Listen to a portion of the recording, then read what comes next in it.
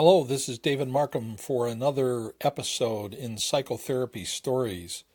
Today I'd like to share with you the idea that I use in couple counseling of the distancer and the pursuer. This has also been called the dance of intimacy.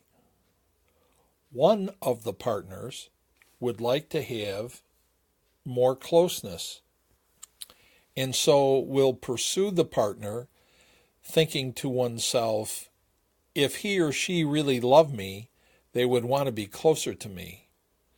The other person distances and says, if the person really loved me, they'd give me more space. And so when the pursuer pursues, the distancer distances.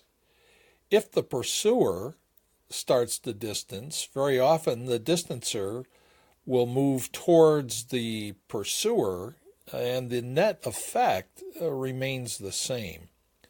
So the degree of closeness or distance in a relationship pretty much stays the same. Sometimes, to explain this to couples, I also will describe the heat in your house and how the couple fights over the thermostat. One of them that likes the house warmer will turn it up to 76 or 74 or 72 or 70 or maybe 68, while the one that likes it cooler will turn it down sometimes to even 64 or 62.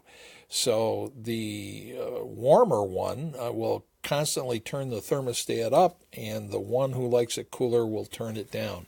And so they struggle to control the amount of heat or warmth, the temperature in their house. Now, sometimes we are able to observe what is called a distance regulating mechanism that couples use in their relationship. This can be involvement with children, involvement with work, involvement with avocational interest like a sport, for example, golfing or softball leagues, that kind of thing, or other family involvements or involvements at church. And so the couple does not spend as much time together as they might have because they have other obligations and interests. There is no right or wrong about the degree of closeness in a relationship. Some partners would like it to have it 50-50. They would like to have 50% of their life for themselves and 50% of their life they share with their partner.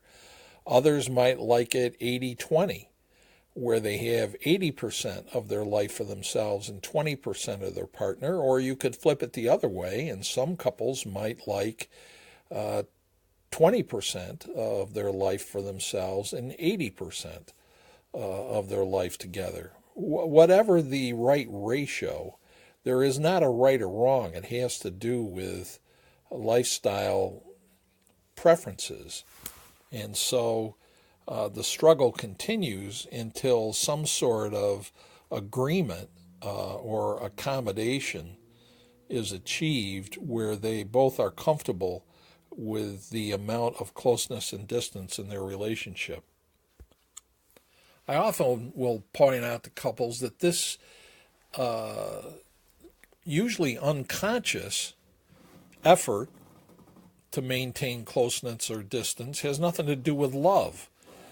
As I mentioned earlier, very often the pursuer thinks to him or herself, if my partner really loved me, they would want to be closer to me, while the distancer thinks that if my partner really loved me, my partner would give me more space.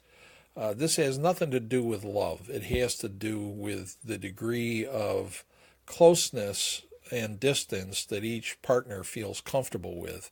Often this is a matter of temperament, has to do sometimes with the way people were raised, and has to do with the type of attachment that they are comfortable with. It's often very helpful to couples to just point this dynamic out, or this dance of intimacy. Sometimes I suggest to people, particularly the pursuer, that they should back off a little bit and give their partner more space. It's interesting to discover whether the pursuer backing off will then lead to the distancer moving in. At any rate, it's common for the net effect to remain the same unless both partners become consciously aware of the dynamic and to discuss with each other the degree of closeness or distance that they feel comfortable with in the relationship. The pursuer in particular, if he or she agrees that more distance would be helpful to the mutual satisfaction of the relationship, the pursuer needs to find other activities or relationships in which to invest now their surplus energy and attention.